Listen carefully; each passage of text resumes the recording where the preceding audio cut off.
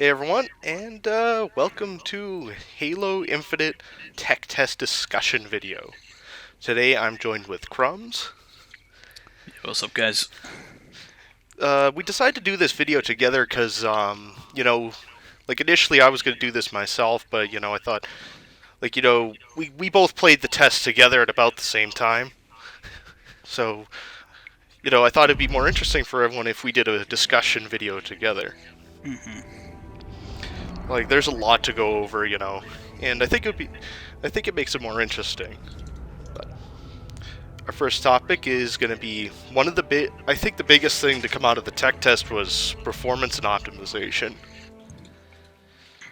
And, Absolutely. there was a lot of discussion about that. Like, even post-launch, we're still seeing, like feedback from 343 and, you know, and various other channels talking about their issues. Some people having almost none, seemingly.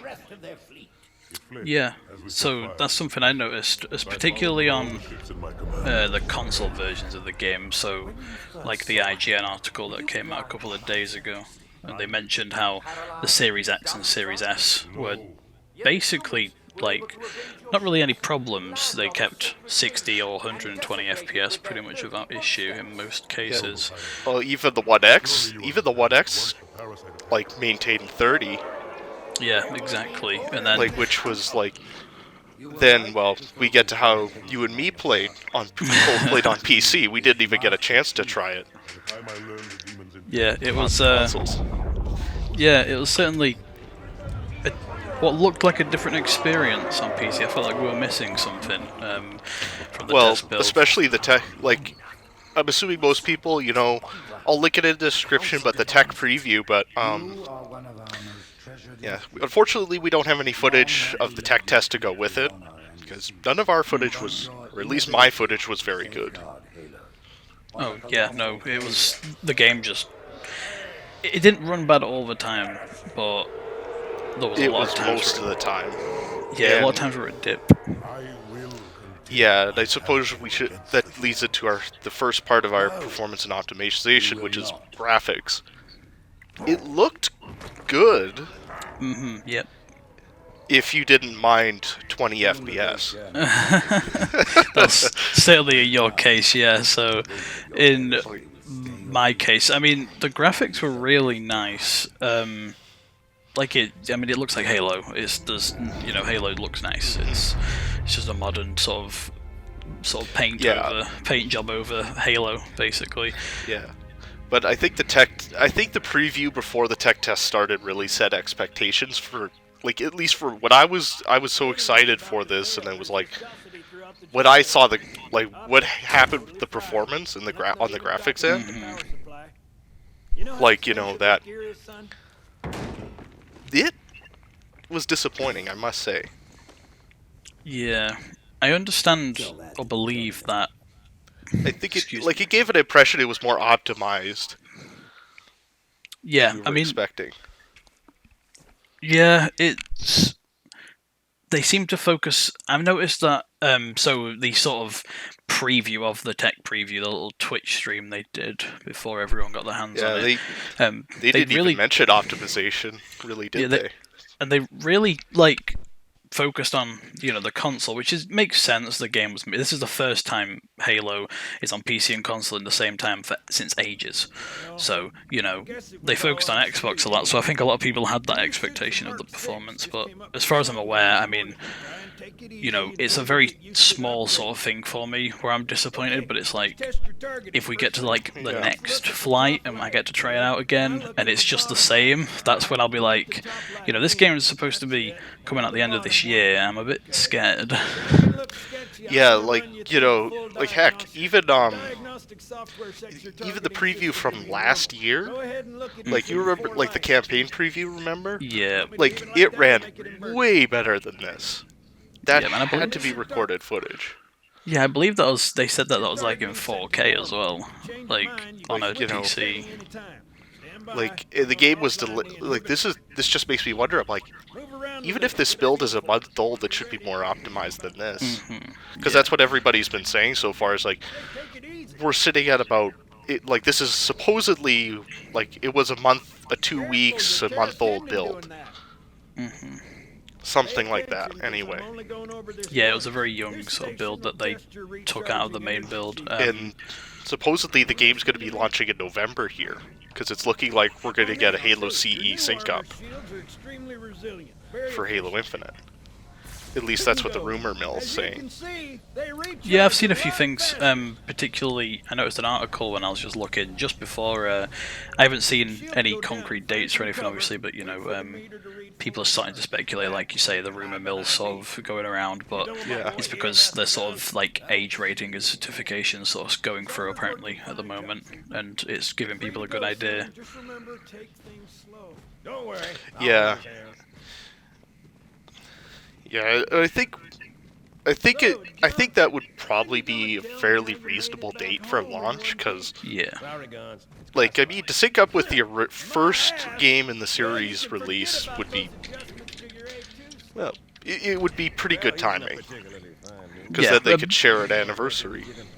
pretty like poetic. Yeah, it's also a nice round number as well for an anniversary. 20 years. So it's pretty interesting. That'd be quite cool. Obviously, it will depend on how the optimization and fixes go and how many flights we have before then. The other thing I did want to touch on with we were talking about frame rates and how the optimization worked. There was obviously some cases where people mentioned ways to keep your FPS smooth, but that was like That was lot of make like there the was a lot of lowest investigation.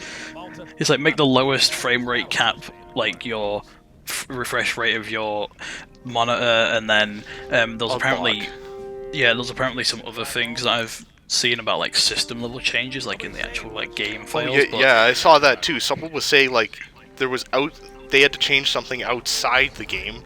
Yep. And they got better FPS, and it was like it's just like that was the whole test, though. Really, like it was like somebody discovering one little thing somewhere every so often to just get a little better FPS. Yeah, everyone was trying to juice it as much as they could just to keep it stable, but hopefully that's not like a thing we have to do in the future. Especially for hopefully, but then again, especially for yeah the scope of sort of hardware that they're looking at. So I spoke with my brother recently, and he's got quite a low end PC, and he was saying that the sort of low end settings that are listed for Halo Infinite are like his PC, and it's like a 1050 Ti. So that's at like 30 FPS lowest settings though. But it did. I felt like even higher than that. Like you were saying, you were getting like 20 frames. You've got a much better computer than like a low end PC, and you weren't even getting like. Yeah, my computers are high end Vega 64, like an 8-core Ryzen 7. Like I match or exceed the recommended specs. Yep. Except for, well, of course, for ray tracing and 4K, that changes things. But I was only running 1440, and I was struggling. Yeah, it's certainly something that they'll hopefully look into with the graphics. One big thing I also noticed was the graphics options were broken. Yeah, I was gonna get onto that as well. I felt the same. Like, we both tested this, like, because there was a rumor at one point during that setting it to Ultra would get better FPS than low. But, when I tested it, it was like, there was maybe a couple FPS difference. Yeah, and the graphics didn't even look, like, nothing really changed. It didn't really change. No, there was no visual change, like, maybe a little bit more grass or something, but like low to ultra, that's a big jump, and nothing really seemed different. Yeah, and the async compute seemed to have the most impact, other than the minimum frame rate. But that made everything look like it was covered in like the whole screen was like had a layer of Vaseline on it. Yeah, it was blurry. It was so weird to describe. Like, it's just the game looks smooth, and then you make those changes that everyone's talking about, and it's like the game's been smudged. It was very strange. Yeah. Another topic would be audio. On that note, I'd say I pretty much have no concerns there. Audio sounded really good for the most part. Yeah, and I like the the gun sounds as well. There's a few that were there. You know, they're trying to make things more. I'd like to say modern, but I feel like I'll keep using that word a lot. But yeah, that's kind of the way I'm going. You know, they've really sort of refined it and trying to make it sound a bit more clean. My only audio concern, but it's something that's kind of like a fleeting thought at this point because it's been a little while. But like footsteps, you know, that's not something. It's not something more for. Let's say if you're playing like, you know, big team battle or something, which we'll get on to later down the line, but you know, footsteps might not be a big thing, but say you're playing quite competitively in like a 4v4 competitive environment, you know, you want to be able to kind of like hear those indications. Yeah. So I feel like that may be a little bit of tweaking, but it's something that'll I can probably speak on more when I actually experience the game a bit more and try and listen out and focus on those aspects a bit Unfortunately, more. we both missed the time for the PvP. Yeah, I mean, I don't know if they announced when that was starting exactly. Yeah, so they announced on Twitter. I'd try and find the tweet. Like when it went live, they announced it was going live. Like it wasn't like it's going live in 30 minutes. It's live, and then 2 hours later it just finished, and it was like 3 a.m. to 5 a.m. my time. So you know that's about like 8 till 10 your time at night. Yeah. And like I was never gonna. I was asleep. Like I was gone. Like I'm not gonna experience that, especially when they don't give us prior notice. Like it's gonna happen. Yeah. So. I didn't even see anything like in like I think I might have been playing just a little around, just a bit before that, but I saw no announcement in the test itself saying like, hey, PvP starting soon. Yeah, and it was. So yeah, it's obviously something that's not something we've had experience with, and I'm hoping when the next flight rolls around, I'll get invited again to actually experience that. At least I'm hoping the next, the next round will have that kind of thing. Yeah. I guess that kind of brings us on to the next topic then. When I was speaking about game modes. Yep, game modes. And the first thing that I think I'm pretty safe to say I think everybody started with this, but with the weapon drills. Yeah, I definitely did. I opened it up and just pulled out the sniper and just tested it out. I think a lot of people went for the sniper first, but to be fair, I think a lot of people also went for some of the new weapons, the brand new stuff. But we'll get to the weapons in a bit. But the weapon drills themselves, I didn't find them to be all that hard, even as the difficulty scaled myself. Yeah. I feel like I know what they're there for in a way, and it's you know, if someone's played Halo for a while, like you know, we both see it as kind of like it's not difficult really, is it? You know, you get 3 stars on all of them, and then you walk away. But yeah, cause it's the bots are way more predictable than people are, because people will move way more erratically, or they'll never stop moving. Yeah, it's like interesting. There's no return fire, so it's kind of like. I didn't take too much. I kind of waited until I got into, well, the next topic, Bot Slayer, to actually, like, have judgment on the weapons I was using, because I was like, yeah, this is a scenario you pretty much never see. Yeah, it's not something I definitely judge the weapons on. I feel like it's, you know, these sort of modern games are getting more.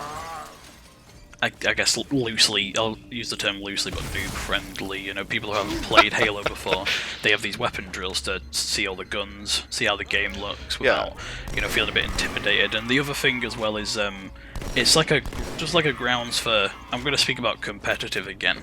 It's kind of a side I kind of like, the 4v4 arena competitive, like the ranked modes that come with the game, but people want to use it to warm up, you know, they'll want to try and make sure their aim's a bit more on point before they run into a game. And I have that all the time where, like, always my first 1 or 2 games, I'm always a little, like, it takes me a sec to just warm up and get my twitch reflexes going. Yeah. Like, especially, like, you'll see in some of the footage where I'm using the sniper rifle, I have a few moments where it's like, a couple matches are a little off, but in certain matches, but once I get going, I get much better with my sniping as the game goes on. Yeah, exactly, and that's where the weapon drills might sort of shine. You know, I mean, you look at games like Valorant, and you know, there's even like Apex Legends and stuff like that. They all have these sort of firing ranges, practice ranges, sort of things, and people can warm up their aim and test things out. So. Although, I think to be fair, I think weapon drills will become obsolete Yeah, after eventually. launch because somebody's going to build a weapon drill forge map Forge. with Yep. all the weapons. So there'll be no point. Well, yeah, I mean, it's definitely. I mean, I don't know if Forge is coming immediately. I haven't heard much about Forge myself. I don't know if it's coming immediately at launch or after. We know assassinations are delayed at launch, which feels like a Yeah. really weird thing to delay. But yeah, that's Yeah, it's kind almost of like. outside of this a little bit.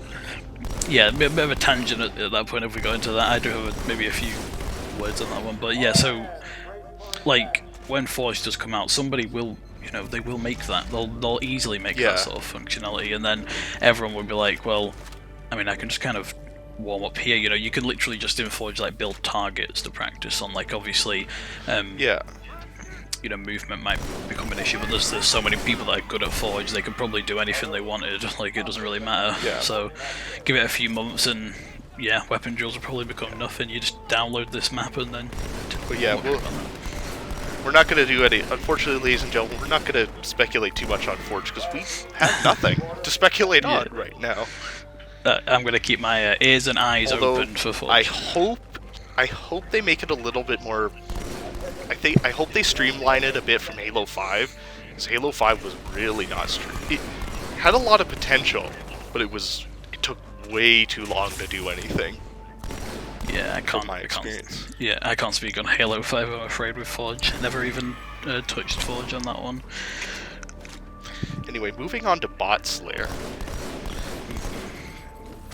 I noticed almost no difference in the difficulty, between each of the three levels.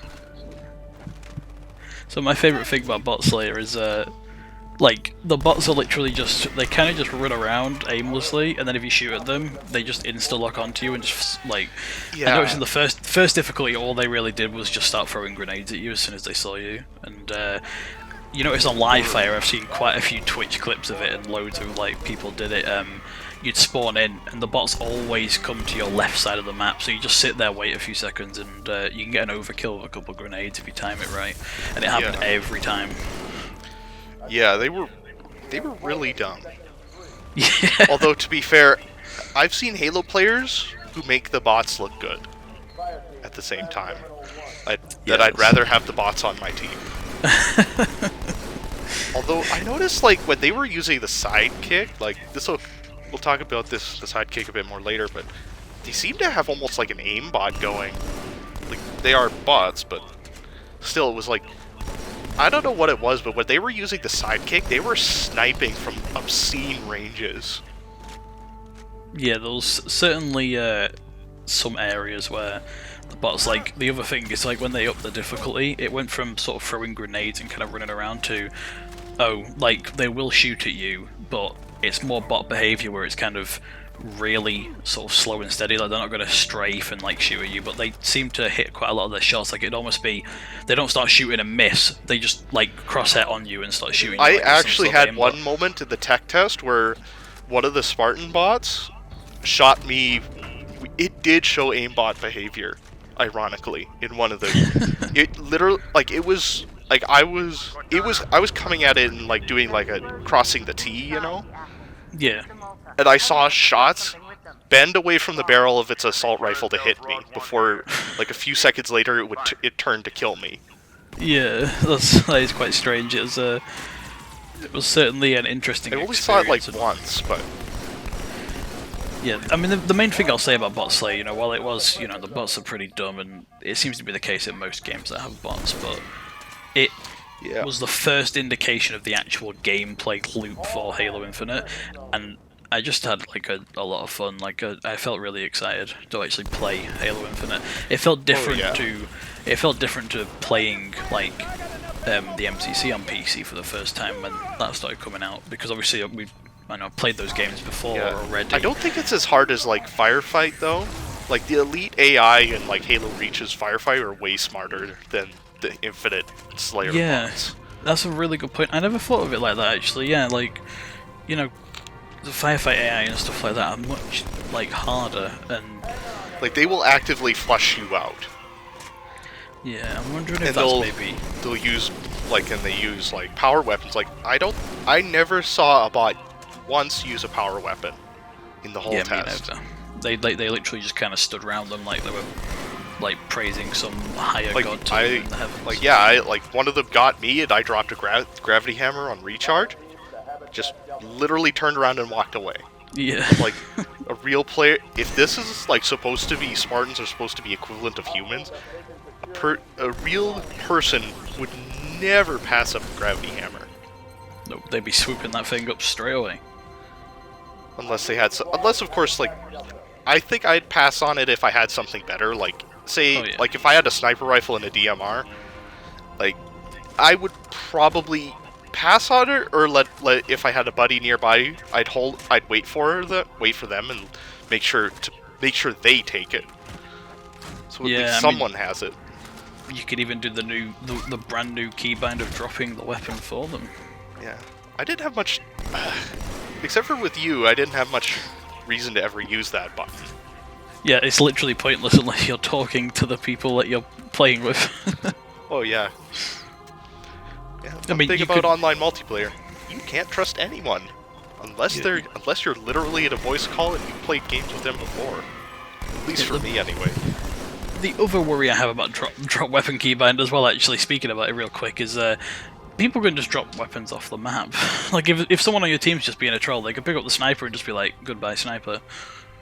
I suspect that will happen, 100%. Yeah. Like, I've seen people literally give or just, they'll have a friend on the enemy team and they'll rig the game. Yeah. On one hand, it's a nice feature. On another, I'm not sure. I feel like there's that potential for it to be abused. Like, I never thought about it until right now, literally. But that could be a problem. Like, because then you're gonna have people getting upset because you're gonna have that. It'll just take one person picking up that power weapon. That could screw the whole game for everybody. Like, imagine a BTB game where you get someone doing that. And the other team is just like absolutely fine. Like, they've got the sniper, the rocket, and you're sat there like basically with your pants down, just getting like shot by a scorpion or something, just getting ruined. Oh yeah. Well, later in the video you might see that, but I do that in the scorpion. But most of the time, scorpion control in the Halo games, at least, well, post CE is really big. Yep. Definitely something to discuss towards the end when we sort of speculate. But speaking about drop weapon, we can move on to the sort of weaponry and speak about that, I guess. Yeah, I was about to say that. Yeah, we got a bunch, man. We got a few weapons in the list, and I believe there's also the sort of data mined list we'll get onto as well to maybe speculate a bit. Yeah, unfortunately that list is no longer available to anybody. If anybody's looking for a link to that, unfortunately that list got taken down at some point. I don't know when, but yeah, we'll get back to that. Starting with, I think the most talked about weapon, one of the most talked about weapons was the assault rifle, or the MA40 for the Halo canon fans. Yeah, I think so too. It was like it's got a bit of controversy. Not much, but a bit. I honestly felt the assault rifle was really powerful in this test. Yeah. That's, like I honestly would almost never use the sidekick when it was spawning with the assault rifle. Like, I felt, at least to me, the range on it was, if you were good with burst fire, it was excessive. Yeah, that's exactly what I was going to say. Like, the long range on the assault rifle seemed way too much for, I guess, what the assault rifle's intention should be, really, with the category of weapons available. Like for me, like I'll admit, I don't use the assault rifle in the other Halo games. Like, yeah, you never. Like, I always go with, like, the DMR or BR, like, you know. Like, I drop my assault rifle as soon as I can most of the time. Yeah, me too. Like I get the whole intention. Like, the whole intent, I think it's too powerful for what it is. Because I've always felt like, at least in my opinion, my view of the assault rifle is, it's not meant to be like the DMR, battle rifle, needle rifle, carbine, light rifle, etc. Like, it's meant to be for the people who, you're just like the new Halo players. They're just starting the game. It's good enough that they'll get kills with it. And it'll help. It makes up for that the skill barrier between them and better players. Yeah, But over I time, agree. like eventually you have to get better with the other weapons. But that's why I have a bit of like, to use another example, like if anybody who's played Titanfall 2 here, like the assault rifles like the R201 series or R101, like they're the noob guns essentially. They're the starter weapon. They're powerful but not too powerful. They're meant to ease you into the game before you move on to bigger and better things. Things that require that more, just like as you get better, sort of.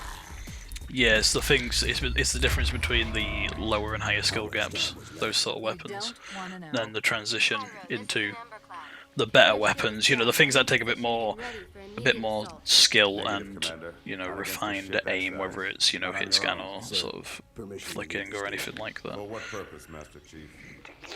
But apparently a lot of people were saying the assault rifle was very balanced in this test. I don't know about that, but Yeah, I feel like close range, it's about the same, but it just seemed to have that longer range burst fire potential that it shouldn't really have. That's the point where you should really be bringing out the secondary weapon. Or like when we get to the we'll talk a bit more about the assault rifle as well when we get to the VK, because it's what we're talking about now is especially pertinent there. Because it just was too consistent. I'd say it was consistent. It was reliable, extremely reliable. Yeah. And I think that's part of what made it so good. What if you miss? Is that like every time it would work. You could get kills every single time without fail. And it didn't take much. Yeah, it'd be interesting to see how it performed in other scenarios. I mean, like live fire and the maps. Obviously, we've played 4v4, very small maps. I wonder how we'll see that assault rifle come into play on larger maps. Maybe Big Team Battle, but there's other maps that are quite large in other game modes. Even if it's like 8v8 or something like that. It might be interesting to see how it performs there, especially. Yeah, I agree. I especially would be interested to see how its damage will be against vehicles. How, like, the overall sandbox, like, if the sandbox will be rebalanced for vehicle damage. Because we've already seen automatic weapons get, like, apparently they've got headshot modifiers now, or pretty much every weapon does. Yeah, so I wonder if we're going to start seeing splits with, like, individual vehicle damage as being a separate stat. Almost like a vehicle damage meta kind of thing. You mean like like how the sniper rifle at Halo Reach was just absolutely really powerful. Was really powerful against anything light. Yeah, I agree. That'll be interesting to see whether or not they can maybe find those damage values, or if 343 just kind of tell us that's the case. When vehicles come into play. I think vehicle damage is going to be something data mined, to be honest. Yeah, probably. I mean, it'll be interesting. I feel like it'll add a lot more functionality, especially to the idea of how they're. We know the damage is more varied now with vehicles. Mm-hmm. But we'll save that for BTB. We're getting on a tangent. All right, let's talk about the battle rifle. My favorite. Yeah, me too. I really liked the battle rifle in this test. And that's something good. Like that. A lot of people who may not know me, who's never played with me or anything, but I'm not a battle rifle fan myself. My favorite battle rifle was the Halo 2. After that, I didn't really like any of the post Halo 2 incarnations. But Infinite felt really good for the most part. I love the battle rifle, and I'm a Halo 3 nerd, so That's me. Yeah. You know, I hated the battle rifles all day, and it sounded like the sound of it's just so satisfying as well. I love satisfying sounding guns. It just seemed to feel right, and from what I believe as well, I watched a video on it, sort of like damage. It's basically got the same time to kill as like all other battle rifles. It's basically just the same. It's almost a copy and paste into Infinite. There's nothing different. I saw a lot of people, a lot of the videos and other Infinite feedback I've seen so far. A lot of people have been really critical of the BR in this test, like especially that time to kill. It's like, oh, it's just it's so crazy long compared to the sidekick of the assault rifle, and I'm like, and all of it's in the weapon drill section. I'm like, you know, the optimal time to kill will almost never happen. Like in actual gameplay, I'm like that's once in a while. Yeah, this is. Then my concern is they're saying the battle rifle's weak in comparison, but it's a dangerous game of, do you want them to buff the battle rifle when it doesn't need it, or should they nerf the other guns? And I'd lean more towards maybe slight tweaks to nerf the other guns if they feel stronger, but it's not very... There's been 2 hours of multiplayer, it's not very easy to say. Honestly, I'm going to provide a bit of a counter-argument here, and everybody in the comments, well, if you want to tell me I'm wrong and I'm stupid, go ahead, I don't mind. But, honestly, I think the battle rifle was the most powerful, like standard weapon we had in the test. Simply because of one thing. It could hit that optimal TTK. It could do it way more consistently than the assault rifle. The assault rifle was pretty consistent too. Like as we've already said. It hit it better than the VK, the Sidekick, the Bulldog, the Pulse Carbine, the Needler, the Ravager, etc., etc. Like, pretty much everything in the test. Like, I could almost always get a 4-shot kill. Especially on recharge. Yeah. Like, it was, I think, a little too consistent. And I think the red reticle range should be reduced a bit, because it was really long. Yeah, it was. I noticed that too. It was a lot longer than I thought it would be. Yeah, because usually the BR is more like a close to mid-range precision rifle. Like, that's how it's been in, well, in almost every other game. Except maybe Halo 5, but even then, Halo 5 sorta. Halo 5's Halo 5. Yeah. That's the best way to explain it. Halo 5's, well, Halo 5's the game that gave us the pocket DMR. Yeah. Like, if you've never played Halo 5 and you don't know what I mean by pocket DMR, I mean the Magnum. Because it literally was that accurate. And it had stupid amounts of range. Yeah, Halo 5 was like I feel like it was the game, from what I've seen, where they kind of gave other weapons a lot of love. Well, I think Halo 5 had some good ideas, but had so many bad ones. And I think that was part of the problem. Yeah, a lot of sort of wave. I think a lot of Halo fans have played Super Fiesta, and it's the most fun, either one of the most fun game modes you've ever played, or one of the most frustrating if RNG hates you. Yeah, and I guess there's probably a lot of discussion about guns, both good and bad, and a gun I think we both particularly sit maybe on the minority on is the VK.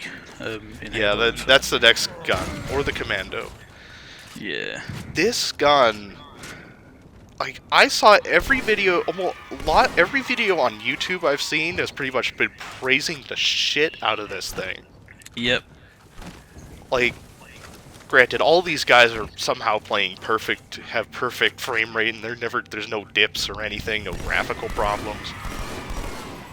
Or where they're getting their footage. They have a Series X or not. 3v3 headquarters. Yeah. But this weapon, like, you know, but on the forums, though, I've seen a lot of people say they didn't like it at all. I hated it, personally. Like, like, I played with a controller, because I'm old school. That's how I played Halo CE back in the day. That's how I played Halo 2, and that's how I play Halo Infinite. Old habits. They want you to get on But board. Crumbz, you played on mouse and keyboard though, conversely. So we got both sides to this argument. But simple thing was, yeah, I could not get this thing to work. Yeah, like people say it's like heavy damage, and you know, it's And, like some people are saying it's overpowered. I'm like, I don't think I got killed with it. I think I got a couple, but it was like, it took a lot of effort because, like, one of the biggest things, like, the way I kind of looked at it was, the VK is the UNSC equivalent of the needle rifle.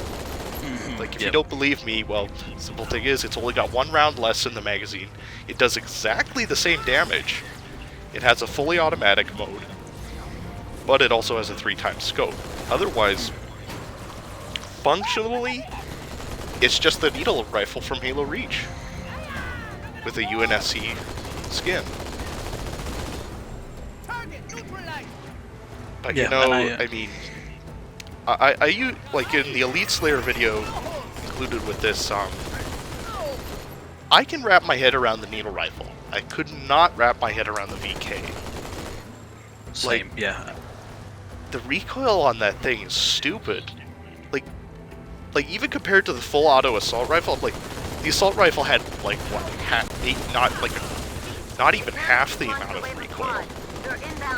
Yeah. Like, I could easily control the assault rifle's recoil. The VK, if I used it at range, like battle rifle ranges with full auto, it became really inconsistent. Yeah, it seems like a gun that... I mean, I imagine people probably used it up close, held down left click and melted someone, and when this is too strong. Whether or not that's the intention for the gun, but it's definitely, you know, when the time comes to play the game again, it'll be the first gun that I pick up. I want to try it again, I want to see how it plays more, but it just didn't feel right for me, honestly. It's a gun that I just kind of picked up. I picked it up several times on several different games. Yeah, I really tried it myself too. Like, I wanted to make this work. Like, I did see some of the feedback, and I was like, I did give the weapon a second try, because I think there was one video that said it was OP before the tech went down. That's right. But it was like, you know, I just did not get the impression that other people did. But then again, I was stuck playing the test at like 40 FPS half the time, so that's gonna come down. That's gonna come in a little bit later. But you know, I did try using it like a DMR. It just didn't work. The time to you literally have to almost reset after every shot. Yeah, it kind of felt, I guess you could say the full auto was almost obsolete in my opinion. Well, like, I think, compared to the previous weapon we talked about, the battle rifle, it's like, the battle rifle, if you tried to use it at the battle rifle range, like, the battle rifle would just never miss. Yeah. And, you know, and I think part of, like, what we'll talk about later in the overall balance is that, you know, during this session, you really, like, some of the testing really didn't see, like, that I saw on YouTube that were suggesting it was OP, like, they were testing it on the, again, it was the issue, they were testing it in weapon drills, which is not reliable, is not a reliable way to test a weapon for the meta. Because you don't have to deal with things like, you know, like, if you get counterfire with a VK, that makes the recoil worse. I don't know by how much, but there was some extra kick if you got some counterfire. Yeah, definitely a bit of flinch on the guns, and that definitely didn't help with how heavy the VK felt.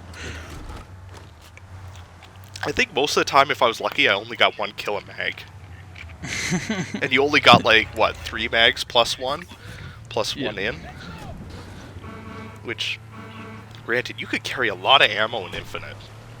I think this is the first time we've been able to pick up more than 108 rounds for a battle rifle. Because it was like double that this time. It was 216 at max. Yeah, there's definitely no concerns about attrition or, you know, ammo count or anything. Yeah, I think the reserve ammo needs to be tweaked a bit. Because I think there's a little bit too much. Yeah, I agree. I agree. There's definitely a lot there. Moving on to the sidekick. This is what we're actually a little polarized on. You liked it. I liked didn't. it. I really liked it. Yeah, I mean, I say I really liked it. Maybe that's giving it too much. Well, you liked it. I'll do the cons. You start with the pros then.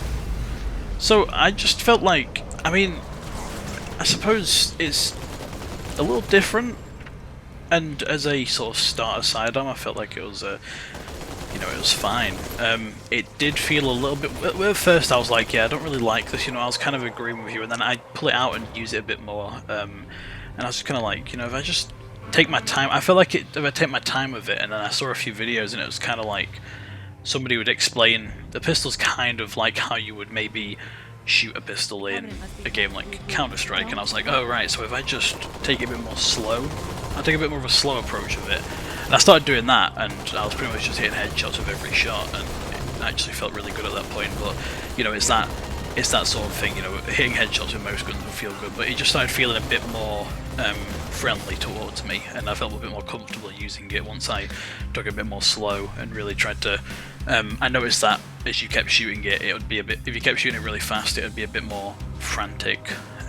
With sort of slight recoil and sort of barrel adjustments, so taking it a bit more slow and controlling it, I found it to be more enjoyable. Yeah, I felt that Bloom was for me. One thing that turned me off was it felt like a pre-update title update like DMR a little bit. Like the recoil was just way like the Bloom was crazy aggressive, which is kind of again. I'm gonna compare it to the Halo, its immediate predecessor, the Pocket DMR from Halo 5. It had no recoil at all. It had no climb. This had climb and bloom. Yeah, I like like. If you tried to be accurate at long range, it just wouldn't work. Like it felt like a really spammy to be like the closest analog to another Halo game, like I'd say, if you didn't get in on the test, I would say go play, like, what, Halo 2? With some damage adjustment, maybe? Or, yeah, well, no, play the Halo 2 campaign, because it has the pre-nerf Magnum, and it does, I think it does, it's one shot more better damage, but it's basically the same principle. Yeah, it's relatively so. I'd say, you know, it's probably the closest comparison you can maybe get to. But I think, and this kind of, well, this will feed into another discussion we talked about. Well, we talked about this in post test, but I think it's it's balanced. I think because I think the way it balances, it makes sense to be a bit more like it's a spammy sidearm. It's like Titanfall 2. It's a backup weapon to your main. Yeah. It's not meant like if you go up like if you took a sidekick versus a VK, even the VK, which we didn't like even the VK could do better than the sidekick at ranges. No, sir. I'd say anyway. But if you went up against the battle rifle, DMR, the Covenant carbine, like at range, those three guns in Infinite will definitely beat the sidekick.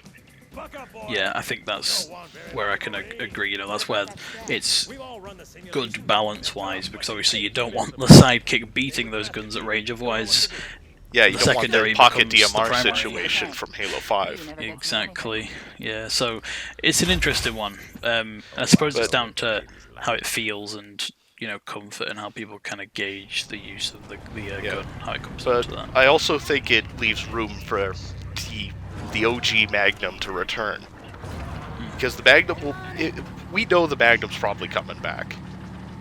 Hint, hint. Yeah. Wait for the later in the video.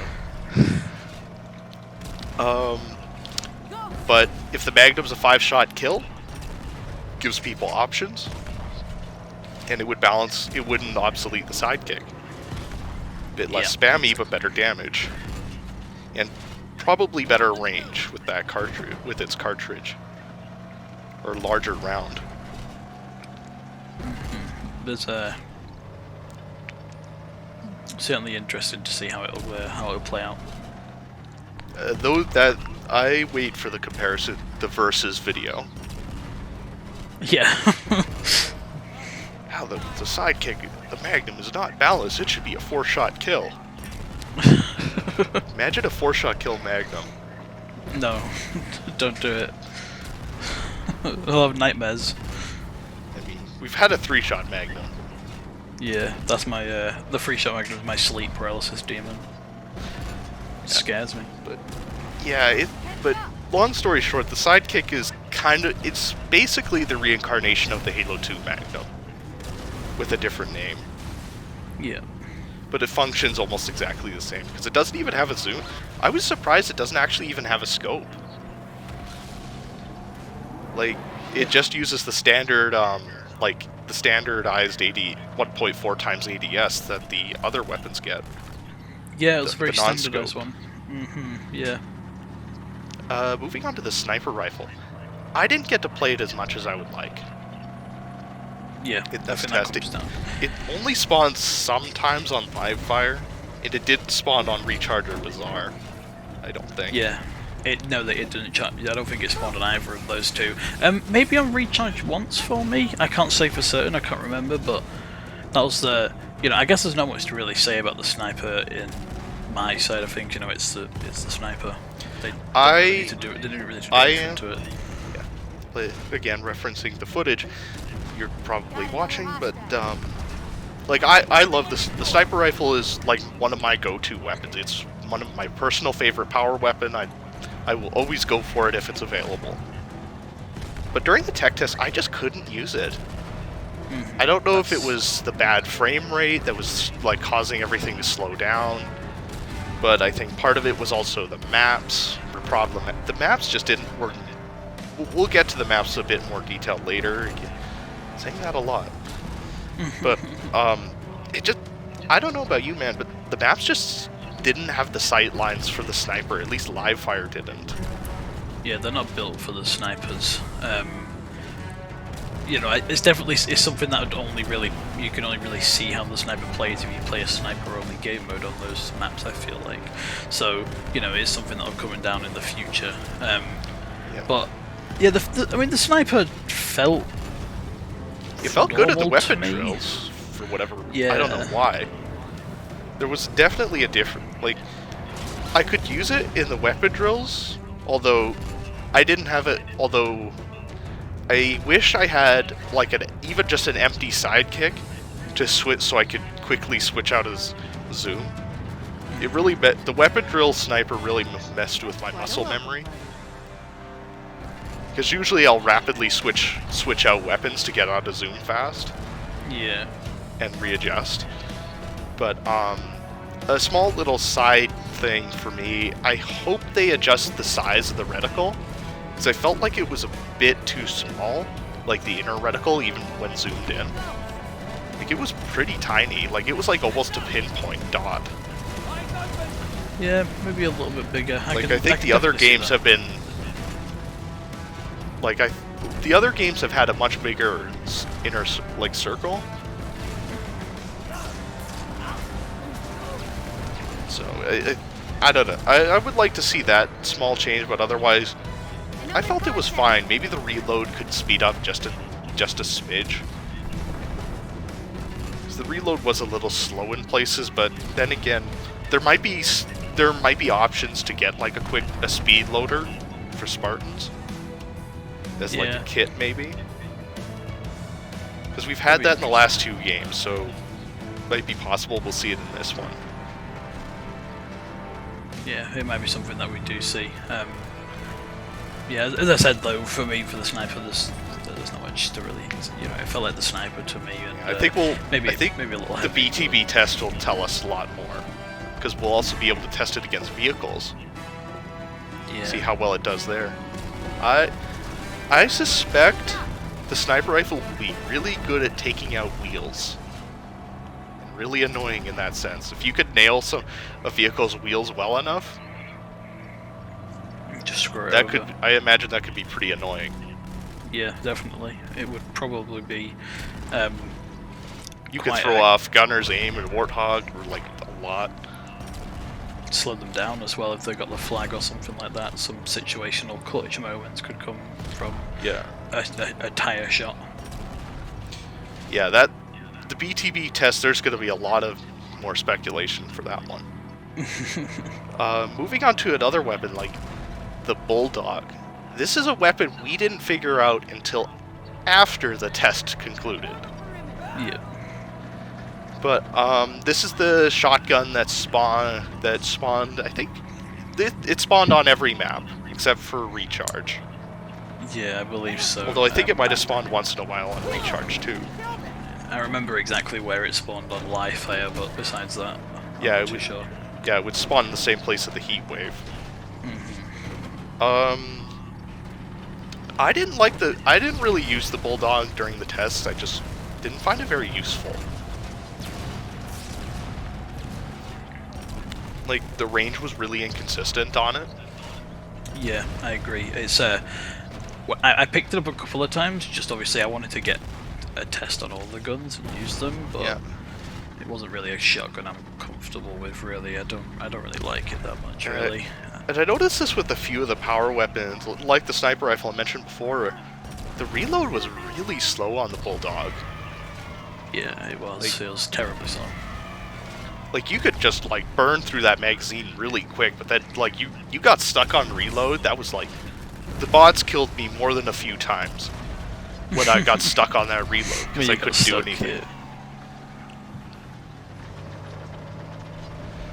But, yeah, like, but I didn't really understand the Bulldog until after the test, and I realized, you know, the Bulldog isn't a power weapon.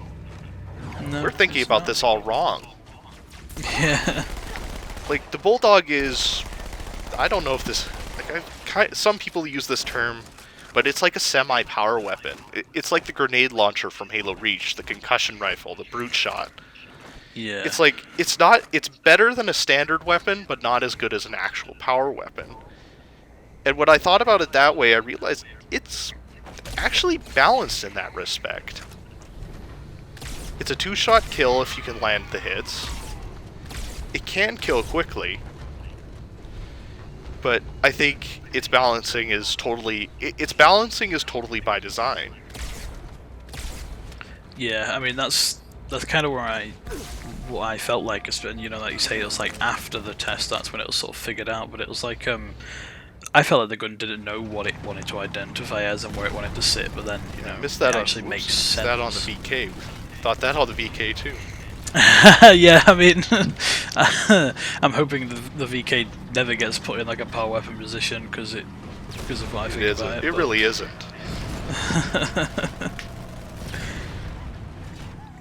Yeah, like, I think the Bulldog's balanced it the way it is so that the classic M45, when it comes back, it'll be the close quarters specialist. It always was. It won't have the range of the Bulldog, but it'll have the one-shot capability the Bulldog lacks. Exactly, yeah. So it'll really fit in nicely to give us the different options. Yeah, because it would always spawn on the racks. Whereas the power weapons always seem to be exclusively on pads. Yeah, you know, live fire rails just in the middle. Whoever can get there first gets it.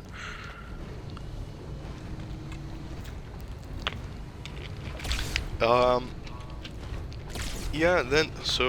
but yeah, I mean, I think it's balanced at the current state. If the M45 shotgun comes back.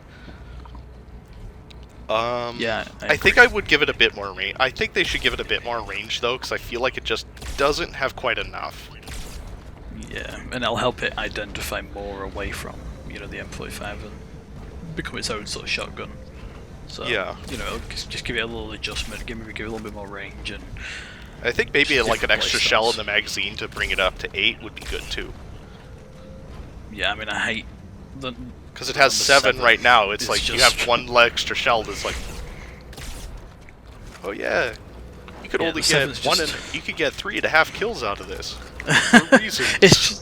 It's just an uncomfortable number for me as well for like a gun magazine. I don't know why 7 just doesn't feel right. It's kind of like the Halo 4 Magnum, where it was like 6-shot kill and you had 8 rounds. Yeah. But yeah, I think the Bulldog. We'll have to see how things change when we see a bigger selection of the sandbox, right? But right now, that's I think all we can really say about it. Otherwise, it plays like a shotgun. It's about pretty much what you expect. Yeah, that's right. And I think on that, the next weapon is probably I'd say it's maybe the easiest one to talk about for me. I don't know if you want to say anything about the rocket launcher. The classic. Anybody? The classic spanker is back. It's just a rocket launcher, really. I mean, is there anything to say? It literally plays like a rocket launcher. Yeah, there's nothing different. Again, we'll have to see more of how the rocket launcher plays in the BTB test that presumably is coming. But they'll shine more in that. Honestly, out of all the power weapons we got, though, the rocket launcher, it plays the same, and it was actually the strongest one. I agree. Like yeah, probably. Like on Bazaar, if you controlled the rocket launcher, like I ended up most of the time I ended up staying at the rocket platform. Because if you controlled that rocket platform, you had control of the entire middle area. Because they would either have to get in your face and risk getting hit by the rocket launcher, yeah. or they'd have to try and snipe you from the back. And, well, the cover on that middle platform was really good. I think a little too good in some places. Yeah, maybe. Especially if you actually managed to control it the whole time. Yes, it is sort of... I don't call it camping, it's strategic control. At a specific point.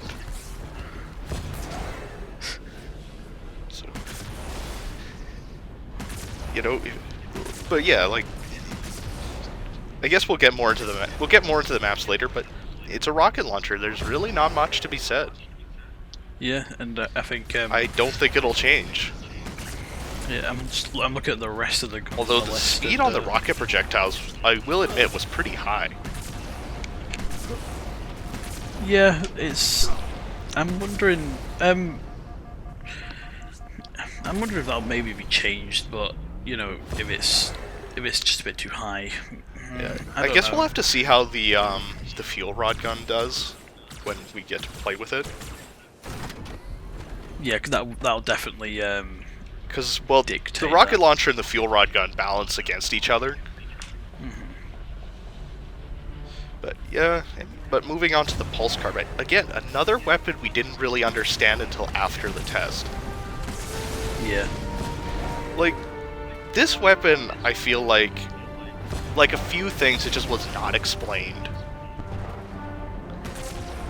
Like I saw a video after the test explaining that apparently it's a precision weapon. I was like, yeah, which is what, really? like everybody was citing, oh, it's a carbine. I'm like, well, carbine doesn't necessarily mean it's a precision weapon, you know. Carbine's just a name. Like, you could have a carbine which is just a cut-down rifle. Because, well, there's in the Halo canon, there's a carbine variant of the assault rifle. So, but that wouldn't be a precision weapon. No, yeah, it's definitely something you can just, you know, maybe a bit more of a label than anything. Didn't feel like a... I think a lot of people are kind of associating it with the Covenant carbine. That's why. But, you know... I honestly, like, when I saw the videos, like, I don't know about you, but when I picked it up, I knew it did have the tracking. I saw that before I got into the tech test. But, I thought it was a plasma rifle analog. Because all the footage we saw up until the tech test, that is exactly how it looked. Yeah, it definitely did. I think I got the same feelings there as you on that one. Like I just, you know, I never thought about putting it into a position to be used as a precision weapon. It just never occurred to me because, well, we've never had a plasma precision weapon, a plasma bolt-based precision weapon.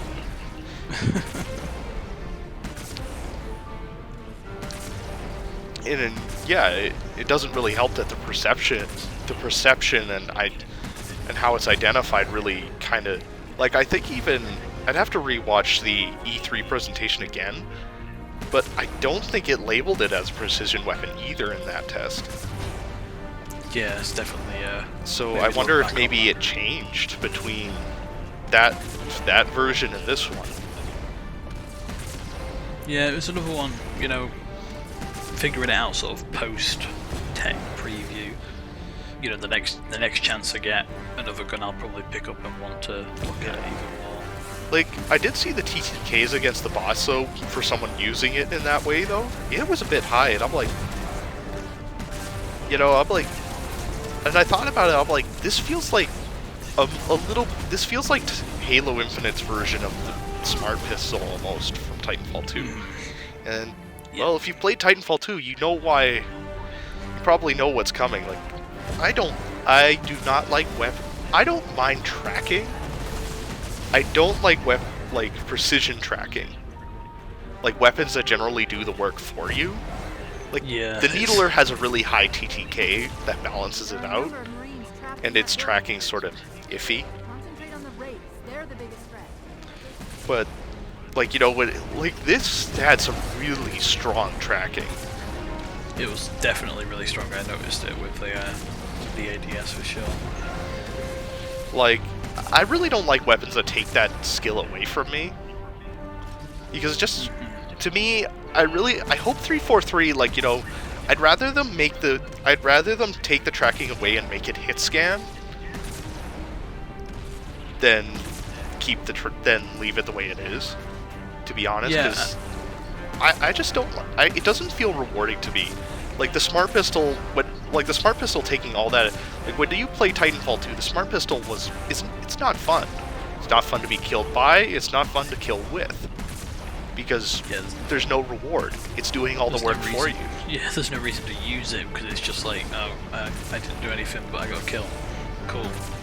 And I agree with that. You know, I hope they don't buff the tracking after this test, because I feel like if that happens, the Pulse Carbine is going to be... people are going to hate it. Oh, yeah, like, it's going to be... Like, learn from Respawn 343. Don't make the same mistake they did. Yeah, try not to do that. I mean, it'll be that gun that someone will use and it'll have like that toxic outcry because everyone will hate it. It's like, just stop using it. Yeah, it's like you lose a DMR duel because somebody has a Pulse Carbine in an open area. It's like...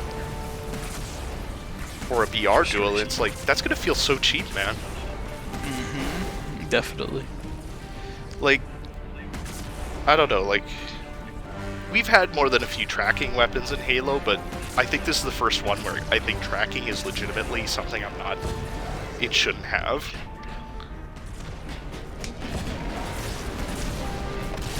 I guess, like, and some people were saying, like, it fixes the problem with precision weapons, and I'm like, what the immediate thought that occurred to me when, I don't remember who it was said this, but it was like, precision weapons have a problem? Yeah, problem? Where's the problem? Like, I don't know, like, I didn't know there was a problem with precision weapons that, like, I guess they get overused, but then again, they're high skill weapons, and that's why people use them. It's like, you're gonna get that in any game. Like, yeah, you will. Well, you get one of two outcomes in first-person shooters, I noticed. People will either use the most skill-based weapons that have the highest, that if you have good skill, have really good TTKs, or they'll use the cheapest weapons. The weapons that take the minimalist skill and will do really well even if you're doing, like Titanfall 2's SMGs. They all require generally really low skills. Their skill ceilings are incredibly low and they kill extremely fast. But I don't know, any final thoughts on the Pulse Carbine? I mean, not really. It's, again, another one that, after seeing more about it sort of post-tech preview, is one I want to pick up again before I sort of generate more thoughts towards it. I feel like if they balance it, it should be more nerfed in the tracking department because it'll feel more comfortable in that category. But minor tracking, I don't think I'd be against. Yeah, I mean, it was just trying to give it some sort of unique sort of quirk, you know. Then that's fine. Maybe it's just like a gimmick sort of weapon on that end, but. Yeah, I'm comfortable with it. Maybe having maybe have like a charged up burst. Yeah, it maybe overheats or something. Or, like you'll instantly overheat like the plasma pistol, but you'll get you'll get like an extra maybe you'll get that strong tracking, but you have to charge it up. Yeah, exactly, and then it has to sort of do that recharge to actually activate again. And during that time, it might be a bit weaker against certain opponents, but when it has those moments, it'll have those moments. I think that'd be quite cool. I think that'd be a good trade-off because, like, you'd have to charging it up. You'd be vulnerable potentially during that time. Exactly. And it would be like something like you'd want to get like two bursts in, then use the charge up. Anyway, we've ranted on.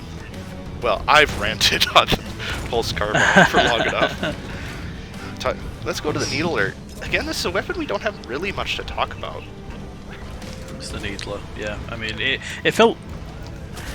okay. I mean, it felt okay. It felt maybe a little bit... I think the hardest thing I had was the projectiles were really, really hard to see in the tech test. And a lot of other people pointed this out as well, is like... they were, really, dull. Like, you could see them, but you had to look closely. You really just couldn't...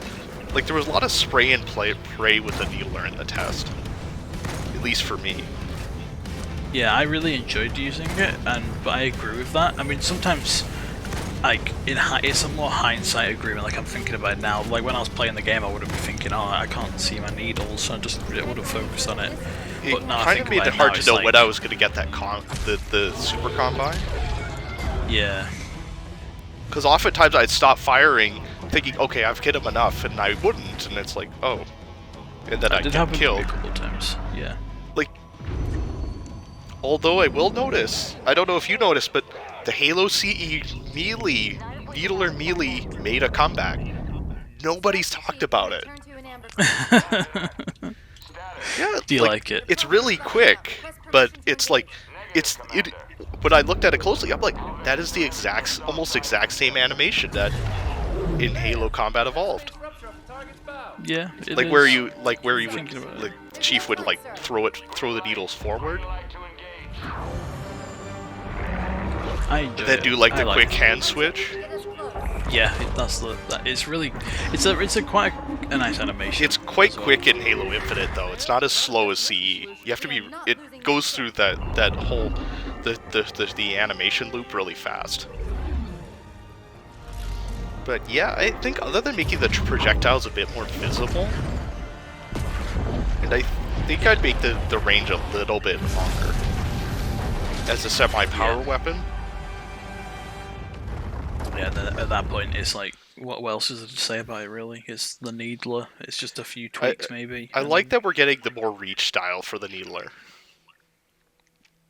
I really would be interested to see if we're going to get weapon variants for it again. Like, I really want to see the anti-vehicle Needler come back, or heck, I would love to see an anti-vehicle Needler power weapon by itself. Yeah, just like a power weapon of it, yeah. Yeah. But moving on to the Ravager. This weapon I actually picked up really quick. Like, after the weapon drill, it plays almost exactly like the Cold War from Titanfall 2. You don't go for direct hits, you go for splash damage. Like, you aim at their feet, and it would kill in 2 bursts. I think I only used it in the weapon drill, so I don't actually have, it was on the, you know where the, I think it was the or it was the blue team spawn on Recharge? You know that little there was this little side platform across from the BR spawns? Or that's right. Spawn? It was just right there, that's where the Ravager would spawn. Yeah, I had to look picked it up. So, I mean, I've got nothing to say about it because I used it once in like the easy mode of the bot. Like I used all the sort of new weapons to try out in the weapon drills when I first started the game, but I can't really say anything from that. It's not really. But it did have a dual mode, a charge up mode where it would leave like a, like like a Halo Wars like scorch mortar type effect, like where it would leave an area of burning plasma. That effect was. I saw a few people using it, and I think I tried it once, and it was really weak. Like, it didn't really lock down an area or stop them. Yeah. But yes. Well, with that revelation, moving on to the skewer, I guess. A gun I can say a bit about. I used it a couple of times. I avoided what is this gun? After I used it. Yeah, what is this gun? I understand what it's for, but I think this was a bad pick for this test.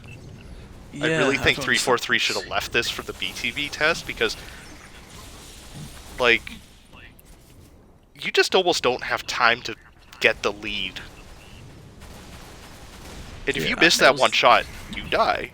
If you're caught reloading, you die. Like, the reload was so long. It was awful. It was the first power weapon I picked up on the test. Very first match that I played by myself. It was there in the middle. Picked it up, shot once and got a kill, and I was like, okay, cool. But then it's just not viable in that 4v4 small map scenario. I miss a shot and then I die to a bot, and I'm like, I'm never using that again. Yeah, there's just not much point. Like, it's a weapon meant for BTB. It is meant for pure vehicle fighting. Like, if you use this against a sniper rifle, the projectile, like, it's projectile versus hit scan. The sniper rifle will always win that fight. If you're using it against a rocket launcher, I can aim at your feet. I don't have to get a direct hit. Yeah, you don't have to worry. And you've got 2 shots with a rocket launcher, you don't have to reload immediately and take 5 seconds reloading or whatever it was. Like, the skewer was just way too long. Because you'd have in the test, like, they shove the bolt in, and then do, like, this this, like, big charge handle thing. Like, just to pull it in, and it was like that, it was a solidly long reload. Like, even compared to the other power weapons, it was probably the longest reload of all the weapons. Yeah, definitely. It probably was the longest thing. Except for maybe a fully depleted heat wave. I didn't check how long it took for the heat wave to fully recharge. Yeah, that's the other thing I was thinking about, actually, because the, speaking on the heat wave, because but the heat wave could fire before it didn't have to fully recharge. Yeah, it had that sort of that large reload time, the heat wave, but I enjoyed the heat wave. It was different, but it was also like. I think just to finalize the skewer, I think just for this test, it wasn't very good. It wasn't a good pick for a new weapon. Like, to preview, it was neat. Yeah. It'll certainly be interesting to see how it does. Like a side note on the banished weapons we got, I think the red highlights need to be a bit darker. I feel like they're a little too bright to me. It's one thing I kind of notice.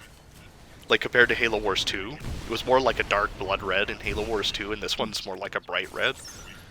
Yeah. Just a small art side quibble. But I think very small. Well, I think with just a minor adjustment, I think it would look better if it was dark. It had just like a dark red tone instead of what it has. Yeah. It would look more like deadly, like it's like more brutal, I guess. Have a bit more visual impact. Yeah, the heat wave, I didn't like it myself. I have to say. Like,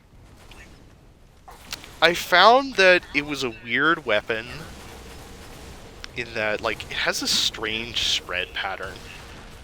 Yeah.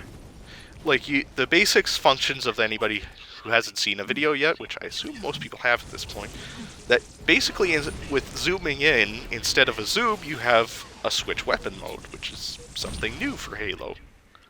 Yeah, We've never had a dual mode weapon before, I don't think. I can't think of one. But you either had a more clustered vertical spread or a flat horizontal spread, a kind of like the Titanfall 2's Mastiff. But yeah, like I felt like the vertical fire mode was the only one that was useful, was the only one viable. yeah, I was gonna Because say that. I always switch to it. if you use the horizontal firing mode, it was like you could literally dump a magazine, like short of literally standing right next to a bot or a player, like it just spread all over the place. You could literally dump a magazine. You wouldn't kill them with the horizontal firing. I agree. Most of the time, concentrated fire from even an assault rifle would kill you first.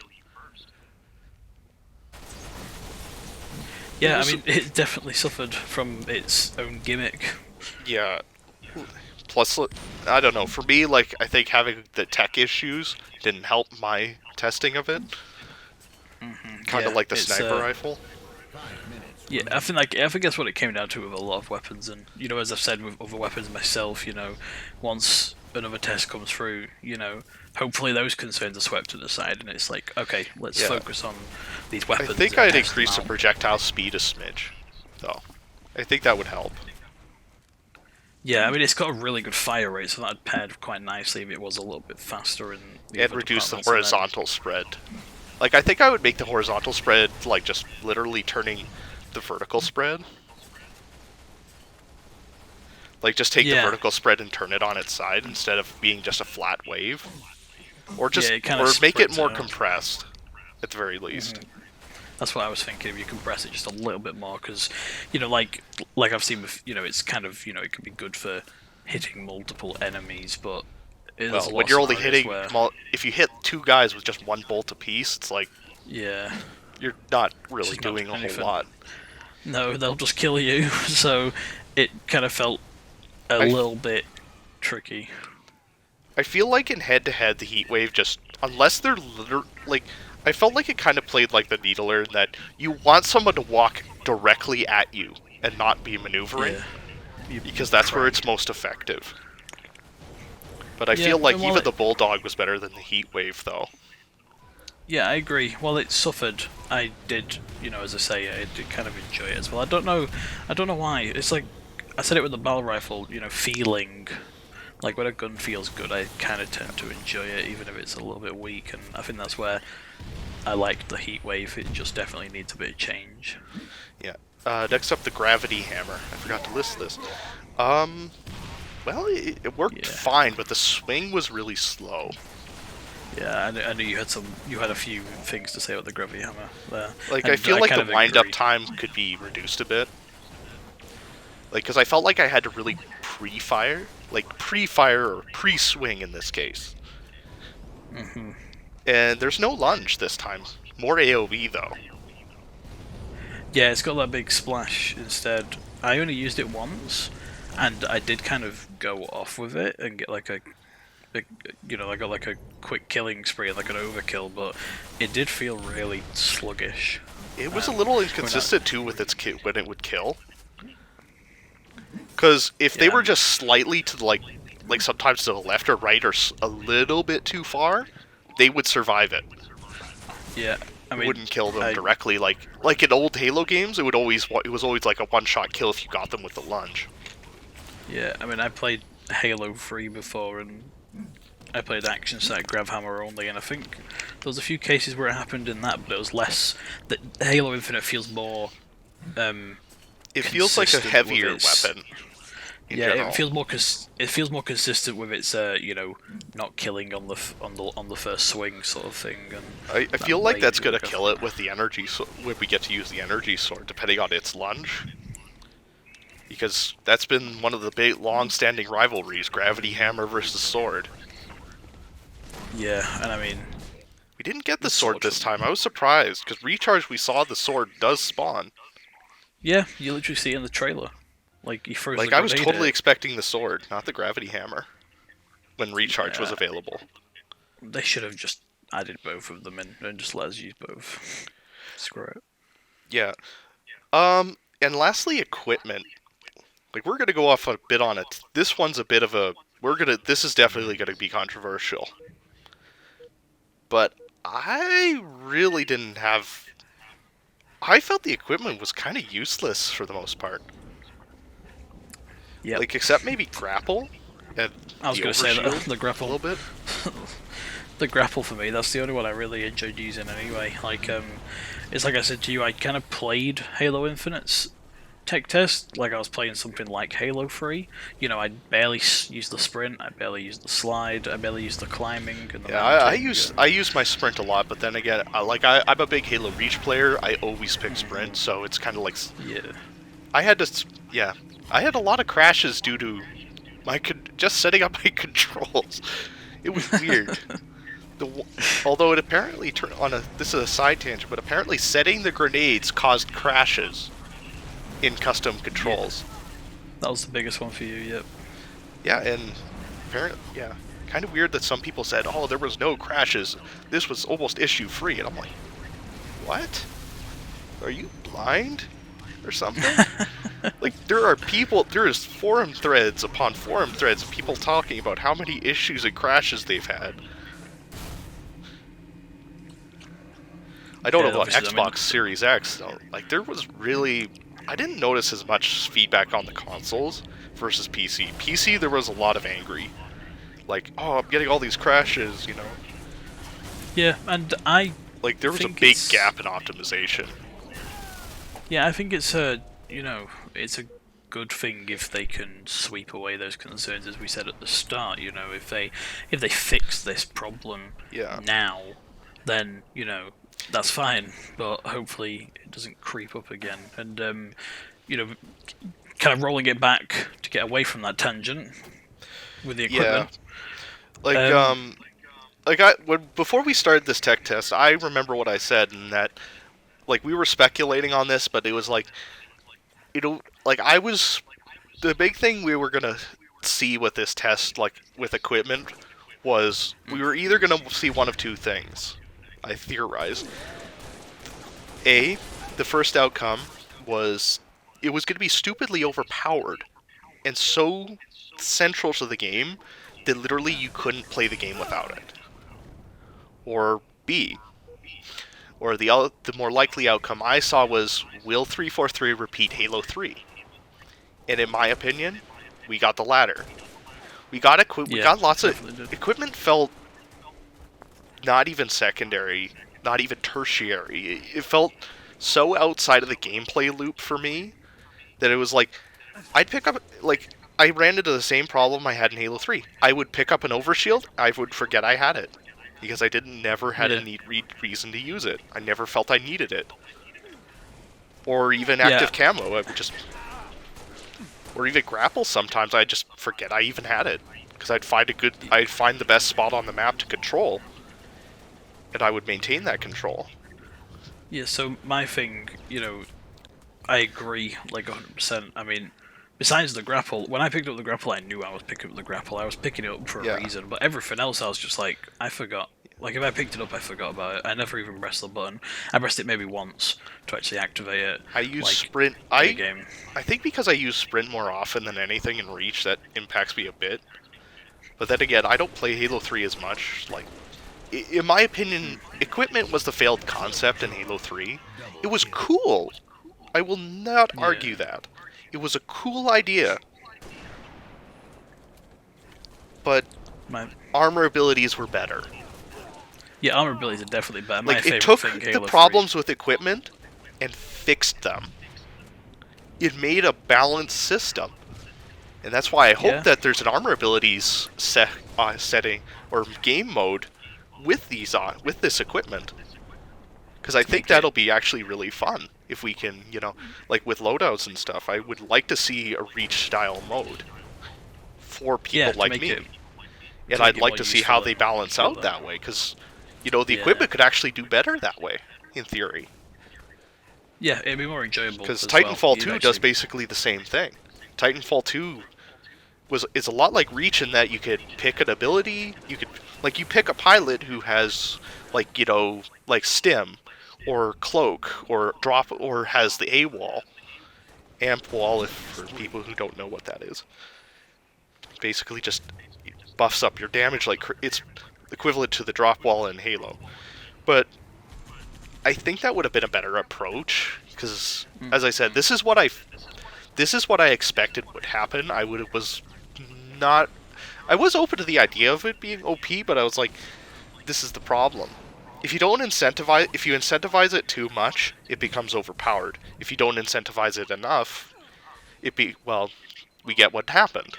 It becomes not even secondary. Nothing. Yeah. The drop wall in specific, I hated this thing. It was the most irrelevant piece of equipment I ever saw. I didn't use it. Like, the thing is, the bots used it all the time, and some people were saying this will make all the difference. It'll save you that optimal TTK, and I'm like, not really. Sure, it might stop a couple bullets or two from an assault rifle, but that's all it'll do. It doesn't change the TTK enough for it to matter. Yeah, I agree. It was a strange one, the equipment, and I mean, I don't know why I forgot it existed. I played Halo 3 today, like I was saying, I played the multiplayer and a bit of campaign, and yeah, I actually use the equipment on that as not really useful it is in most scenarios, but I actually found myself it's specific equipment though, right? It's like grapple, you were talking about using, you always use grapple, right? Yep. But that's the problem. You'll get 20 pieces of equipment that are totally forgettable and don't do almost anything in the gameplay loop. But you'll get that, it's like the equivalent of Regenerator in Halo 3, everybody uses. Because it has a huge impact. Yeah, there was a lot of that. It totally flips the gameplay meta and gives you an advantage, aside from maybe instant kill weapons. Yeah, it was definitely, I saw that one probably the most. Or on Halo I think the only other, basically aside from Regenerate, from what I remember and what I've played, Regenerator and Power Drain are pretty much the only two pieces of equipment that generally get used. Aside from the odd bubble shield. Odd bubble shield as well. That's pretty much it. Yeah, there's nothing else really to bubble shield. The mines nobody bothers with because they're so obvious and easy to avoid. I just throw them around in campaign. Yeah, well, except for the bots are the only thing dumb enough. The AI are the only thing dumb enough to run into them. Again, although I will admit there are people who surprise me. There's always Halo those people. But there's no way we've only seen maybe there's got to be way more equipment than this. Threat. Yeah. I will say it on the threat sensor. That's a shameless rip-off of Titanfall 2. It works exactly the same as the Pulse Blade. Or Tone's pulse, sonar pulse. Yeah, there's a few. You've seen those? I've seen a few things. There's a game that I know that from as well is Black Ops 4, Call of Duty. They used it in that as well, in a way. It wasn't a thing that shows through the walls. It was more like a sort of recon thing for it's a lot like Titanfall 2, where it shows an general outline of the incoming targets. Yeah, it has a pulse. I think it really. There's a few things that grapple is like Titanfall 2's system, but without the advanced mobility, it's just not. It's not game breaking like Titanfall 2's is. Where literally with Titanfall 2, you go so fast with grapple, you can break hit detection. Yep. Some people are saying there's the grapple tricks. I saw some of it on YouTube, but it you don't it was a little faster, but I'm I don't think this is as big a deal as you think it might be. In terms of it, when it comes down to advantage, I'm you're going maybe a little faster than sprint, but you're only going from what I watch, even with one of the big grapple swings, I saw it was like they move faster for like 2, maybe 3 seconds before they slowed right back to normal speed. Like the game, like I think when it comes to the difference, like there is definitely the game engine keeps you in check on like Titanfall 2, where you could Tarzan around the map and literally cross the map and like even like Titanfall 2's maps are basically BTB maps in Halo for basic equivalents. And literally you cross in Titanfall 2 with a grapple swing, you can cross in like 5-6 seconds, that is fast in an FPS game to cross a map that quickly. Yeah, and I understand that reference because I played Apex Legends, which is basically just pulled from Titanfall's mechanics. Titanfall 2 and Lite. like that. Yeah, Titanfall Lite, as I like to call it. Or Fall Light, because it doesn't have Titans. Yeah, there's no need for Titans in that game. I'm a Titan. Like, for the audience, I play Titanfall 2 a lot as well. That's my second primary, my other FPS game. I know the stats and everything off that by heart, pretty much. I played it so much. Too much. Anyway, moving on. Like, final thoughts on equipment. I'd say overall, it just wasn't. It's Halo 3 all over again. Yeah, Literally. give more. Make it more. I hope we get an armor abilities option. That's about, honestly, that's all I want with the equipment. I want the option. To at least, even just if it's just a custom game option, I want that to be there. Yeah, it adds more interest. And I think it'll include more of the community. Finally, overall balance between the weapons. There were some, I would say the assault rifle and the battle rifle were really obvious outliers in terms of performance. Yeah. They did the best out of everything in the test. They were the most consistent, reliable. Yeah, in my opinion, I like that, and I think the balance is actually relatively okay. I mean, as we see, we touched on all the weapons there that we've tried, and there wasn't anything that kind of, we didn't kind of say, oh, this needs a desperate change, or this needs this big change. Except maybe the sidekick, well, the VK and Heat Wave and the Skewer. Yeah, but it's not like, it's not like, oh, it's absolute, barrel down, bottom of the barrel garbage, Except for a few minor tweaks. The Skewer is the closest I think we can get to that. But then again, I think we're playing it in a mode it really isn't built for. Yeah, there's not really a need for the Skewer to kill people. It's just going to be a vehicle gun. I mean, it'll be good for montages. Can't lie about that. Yeah. I think the Skewer will be a montage gun. You really think it's just like the clip gun? Yeah, everybody will be like cross-map snipe, headshot. I totally can see that happening. I mean, why not? Yeah, sure. Everyone should get in on that when the game comes out. That's the only thing the Skewer is allowed to be used for now. It's not allowed to be used for vehicles or anything. Headshots across the map and post it on Twitter. There you go. Yeah, the Pulse Carbine it just needs some changes. That's all it really needs. Needs some love. The rocket launchers, well, of the power weapons, I'd say we pretty much just had the polar opposite of the rocket and the Skewer. Mm-hmm. Just the rocket launcher just has the flexibility the Skewer doesn't at the end of the day. But I think, it was pretty good except for the Skewer, the Heat Wave, the VK, and a little bit of the sniper rifle. I agree. I think they did a good job for the most part. But, well, that's going to lead into our next topic. After the test ended, I linked you to this, we both saw it, but somebody managed to data mine what we guess is the entire list of weapons that'll be in the game. Yeah. And unfortunately, as I said at the start of the video, that list has since been taken down. So it's still theory. It's not 100% confirmed, but I would say it's very likely that that list is legit.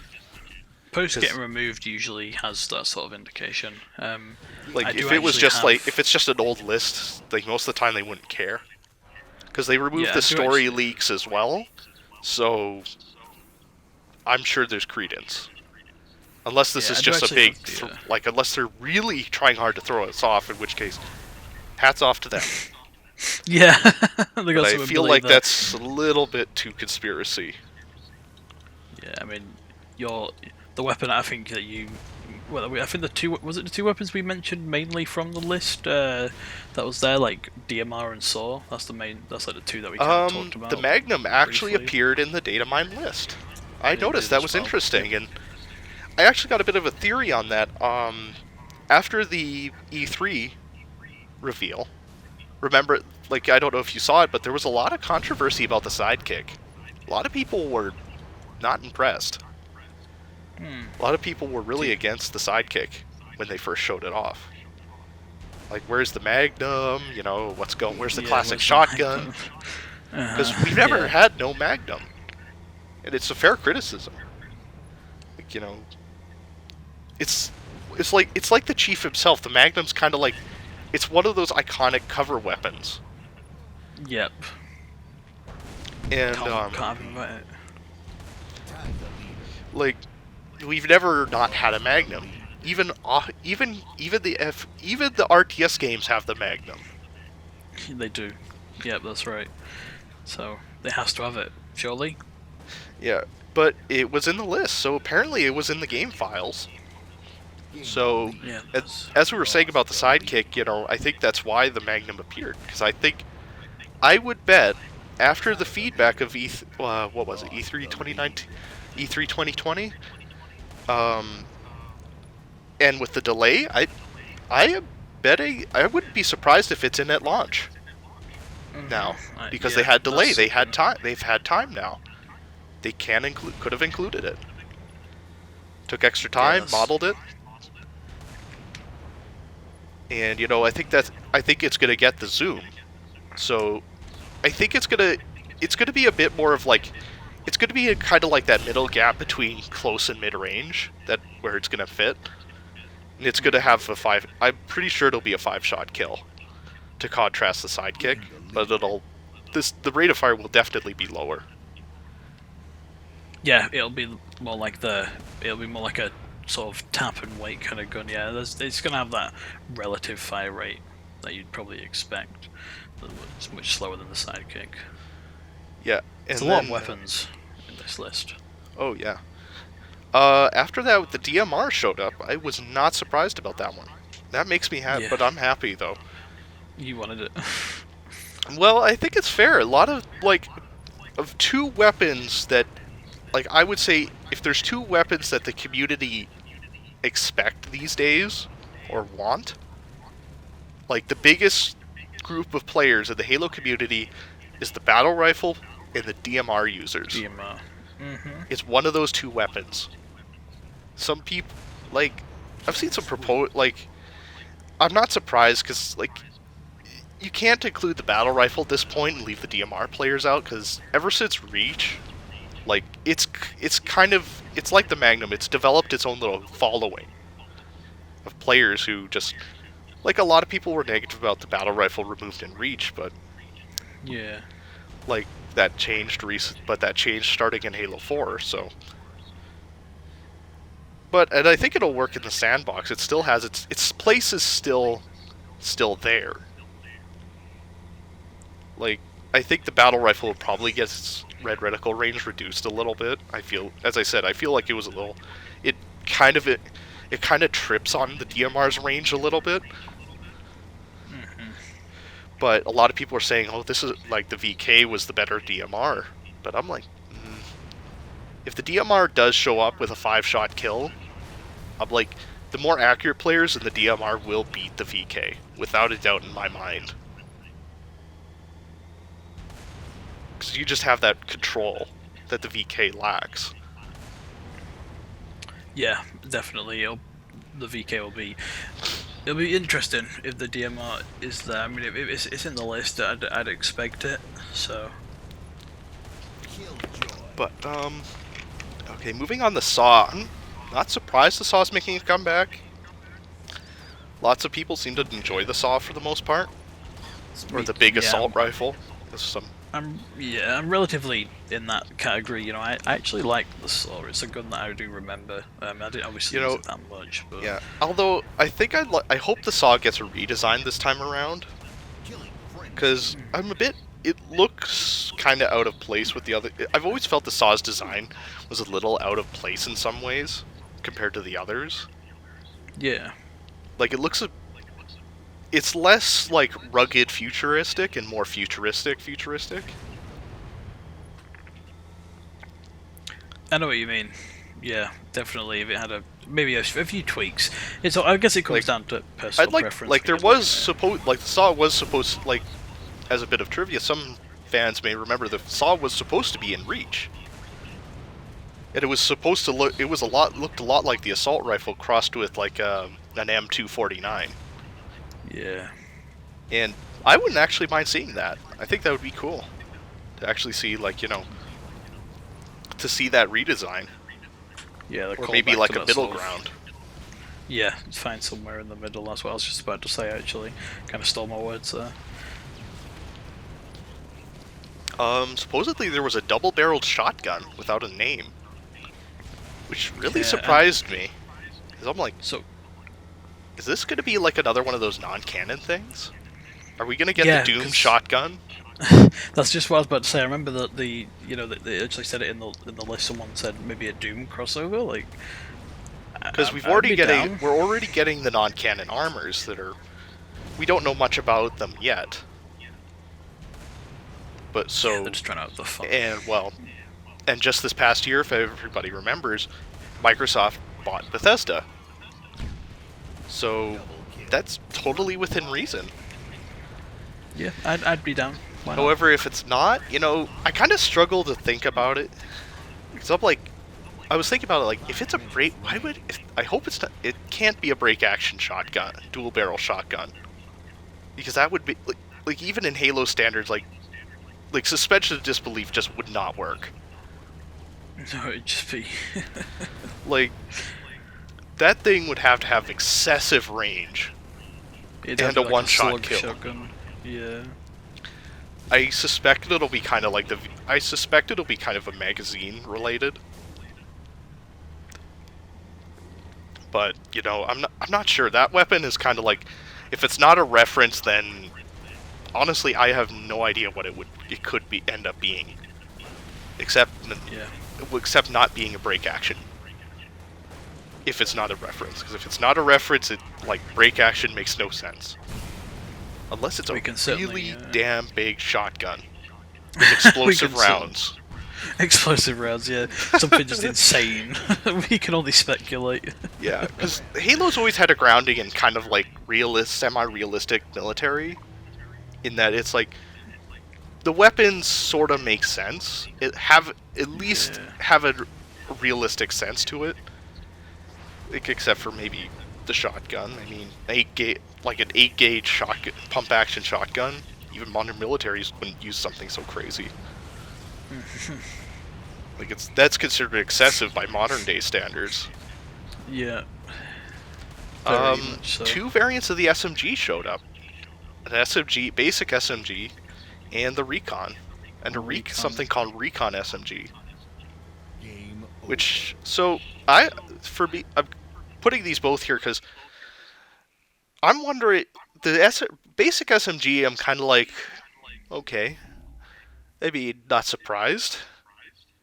Like we're gonna get the M7 back.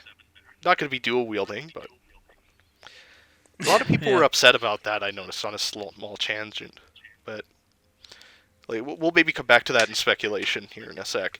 But Recon, I'm wondering if it's just gonna be the ODSD SMG again, or are we getting a brand new SMG with a different role, like maybe like a machine pistol type thing, instead of a Yeah, full SMG it's with like built-in silence and stuff or suppression.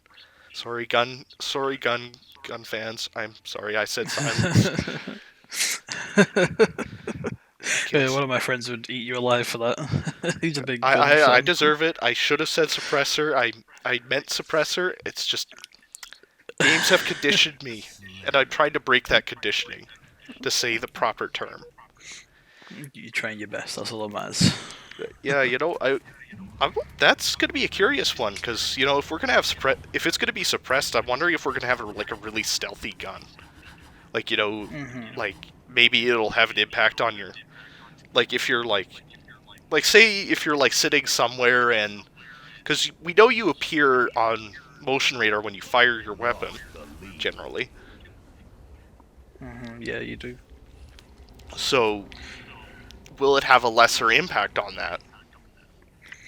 Yeah, I mean, being suppressed, it might be the case. It's kind of what I was saying with like, you know, the list here is long with the sort of weapons that we haven't seen yet and new weapons that they're going to. Yeah, I think I'm going to avoid the brute weapons because there's just no information on those. But we got the scrap cannon, like the shock rifle. We know a little bit about that. It's supposedly EMP based. I think it's in the concept art. The stalker rifle, like the big multiplayer image that they've been throwing around, like the big, like I have that on my desktop right now as my wallpaper, actually. But yeah, I mean, cool. Like some of the weapons are just pretty much, you know, what you'd expect. Like we're seeing the fuel rod gun. Like that was totally expected. Like yeah, there's a lot of expected weapons but there. we're getting. Sure. I think a lot of the, although I did notice a lot of the Promethean weapons aren't even here. They're gone. Thank God. Except for the like, I think we're gonna get. I think the focus is gonna be on banished weapons at least at launch. So we're gonna get a whole host of those instead. And we'll see how. Well, it's kind of interesting to see how they kind of navigate their way through. I did notice the spiker seemed to be missing. Though maybe I missed over it. Read over it. Yeah, I can see it right here from what I've got. It's a spiker. Yeah. Okay. I wonder if they're going to use the Halo Wars 2 model. Like, you know, the cutscene one? Yeah. I actually really like that design, to be honest. Yeah, like it's not. Obviously, it's more advanced than the spiker we see in like Halo Reach and Halo 3. And I think it kind of makes sense though, because I mean, this is post-war. We're talking about, you know, maybe like the brutes and the banished are mercenaries. Like, you know, there's no reason they couldn't have, like, you know, Sangheili built. These could be Sangheili built spikers. Yeah, like there's potential for sure. And that's why it looks a lot more organic or more refined. Yeah, the thing I'm thinking of is, you know, Halo Wars 2, sorry. It's been out for quite a while now, so it might be... Halo Wars 2... Halo Wars 2 was a great game. They did really well on that. For some reason, I barely played it. I don't know why. Man, come on. This is a Halo video. You can't admit that. I was still playing the normal Halo Wars when Halo Wars 2 came out. So, yeah. I'm not sure. I didn't really play it that much. I played it. This video gets 10,000 likes. We'll live stream Crumbz playing Halo Wars 2. I think I played like the first mission and one multiplayer match, and I bought the game as well. Shame, man, shame. I don't know what happened. I don't know why I stopped playing it. I can't think why. It's so far back. I keep saying I want to reinstall it and try it again, but I'm trash. I keep forgetting. The scrap cannon. I bet you we're gonna get an explosive. That will be an explosive shotgun. That'll be the one that you're looking for there. It won't. It'll be the either that or just a big ass blunderbuss that shreds vehicles. Will it have the same reload time as a blunderbuss? I can't wait to find out. Yeah, cursed Halo. If we get the D20 grenade, that would be hilarious in Halo Infinite. If they decide to actually take that. Now that would be incredible. I mean, if there's modding and it's free to play, I'm sure somebody could make it happen. Someone will make it. Yeah, someone will probably make all the like cursed mods happen. Yeah. Well, we could have the Minecraft bow since, well, Microsoft owns Mojang. Yeah, so they can do whatever they want. I doubt it, but well, we'll probably have the Minecraft map at least, or close to it. That'd be, yeah, I want to see that now. One that thing you I said did that. notice though is that we're getting the plasma rifle and storm rifle at the same time at launch, potentially. Yeah, it's another one in line with Surprised? 2 SMGs. I'm very surprised about that because the storm rifle does not have a lot of fans. I know that for a fact. Lots of people just hate the design of the storm rifle, period. Yeah, I'm not Again, really. this is just going on my impressions. This is just what I've seen. This is just what I've heard, and what the friends I've talked to. Most of them would pick a plasma rifle over the storm rifle any day.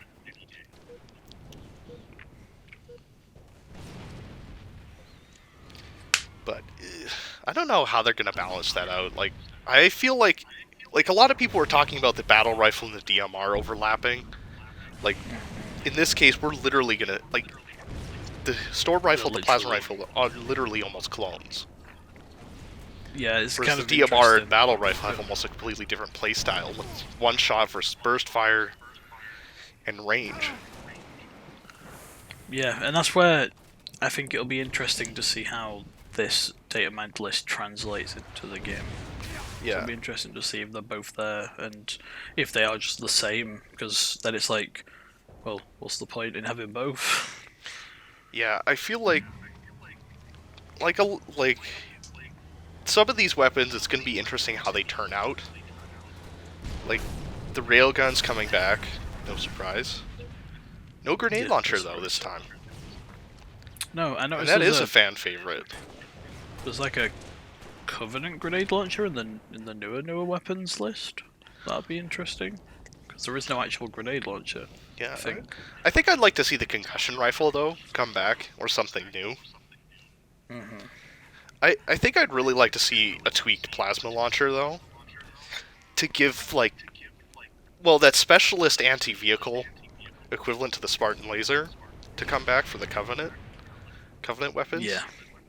Because the plasma rifle was definitely an interesting weapon.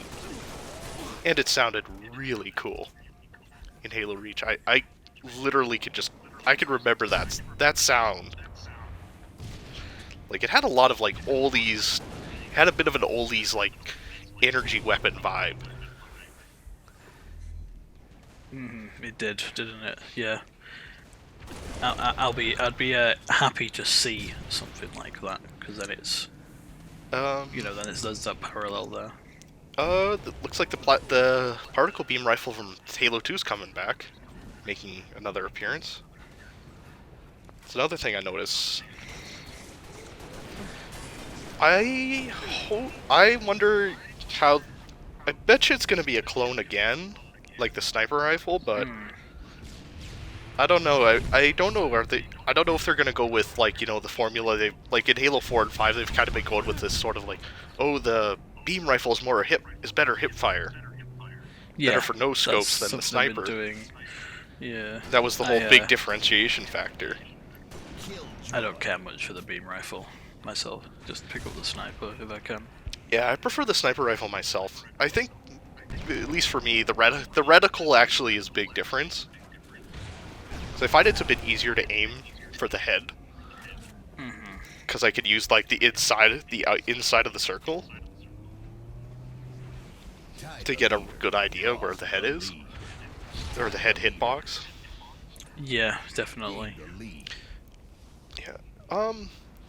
But yeah, most of the list is pretty run-of-the-mill. There's not too many big names. A lot of things we expect.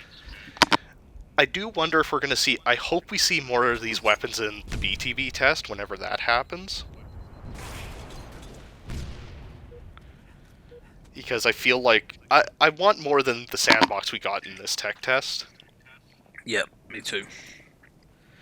But, yeah, I mean... There's a lot of room for DLC DLC weapons, though, as well. So, the Promethean weapons will probably come back with the service model they're talking about. At some point, anyway. I wouldn't be surprised just to keep something fresh and new into the game. And as you say, it'll be interesting to see if these weapons do come in future tests, and you know, there definitely will be a B2B test. I mean, why not? They're increasing the player count. They've kind of got to test that, surely. Next up, we're gonna move on to the maps. This topic should be pretty quick. Starting with live fire. I did not like live fire, I will admit. Out of the maps we got, it was my least favorite. Yeah, I mean, from what I've kind of noted down here, I kind of enjoyed it, but I enjoyed parts of it. I'm used to kind of how it's built, so there's not really too much to say. Really, it's a small 3-lane simple map. Like there's really not. There wasn't a lot of verticality to it, except for the back sniper tower. Sniper house, sniper like balcony type thing. It wasn't really a tower. Little platform, yeah. Like it only had really one tier, one or maybe 2 tiers if you count the basement. Yeah, it was like I said, it was very simple, but I think that's why I enjoyed it. I'm used to that kind of style. And for me, it felt really claustrophobic to me. It felt really small. Like, I think that's what I didn't like. It felt really like it was the smallest of the 3. Yeah, I'm pretty sure there's only like 4 spawn points as well. Yeah, like on that map. But it was pretty drab overall. But I think that's it's just meant to be like a test range type thing, so it kind of fits. Yeah, it's gonna be like that map where if you get it, you know your game's probably gonna last about 2 minutes, and then. I feel like live fire is going to be an AR spawn primary map even at launch. Yeah.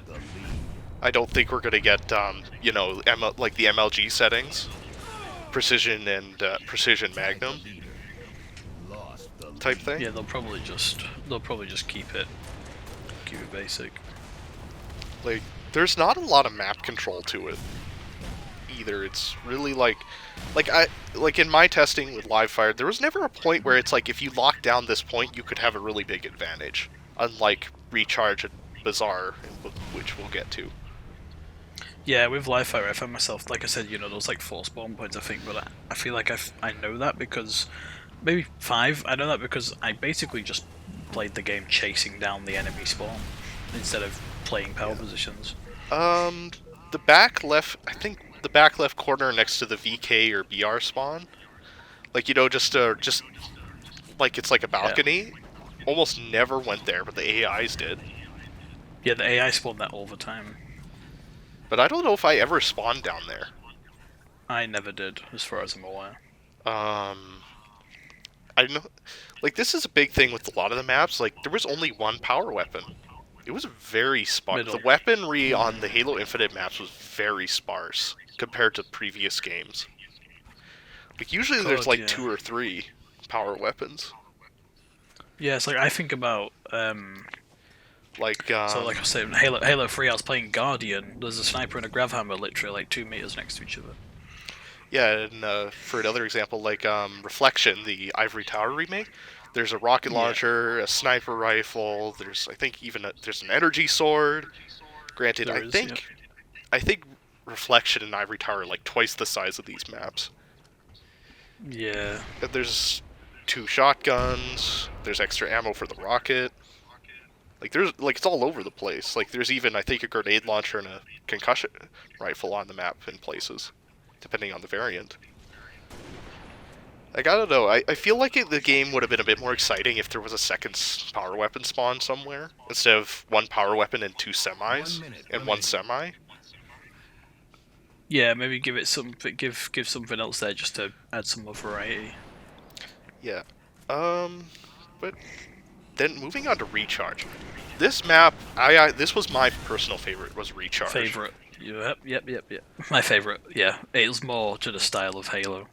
It had, I think part of it for me was it had the Halo Reach 3-tier build. Yep. That you had the bottom level, mid-level, and the top level. It's the verticality I really love in Halo map design. I'll be really curious to see if there's a jetpack equipment and see how that plays on these maps. Mm-hmm. Because I suspect there Was will it? be. I can't remember, so you can tell me if I'm wrong, but was one of the... we kind of always... On Recharge, where you spawned in against the bots, wasn't there like a power weapon spawn next to the spawn point?